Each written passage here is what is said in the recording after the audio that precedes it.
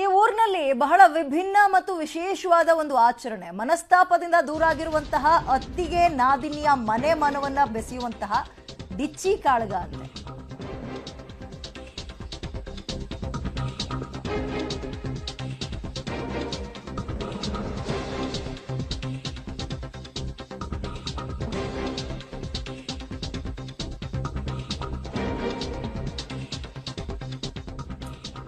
ಇಬ್ಬರ ಮಧ್ಯ ರಾಜಿ ಸಂಧಾನ ಮಾಡುವಂತಹ ಸಂಪ್ರದಾಯ ಇದು. ಅಹೋಬಲ ನರಸಿಂಹಸ್ವಾಮಿ ಕಾರ್ತಿಕ ಉತ್ಸವದಲ್ಲಿ ಈ ಆಚರಣೆ ಆಗುತ್ತೆ.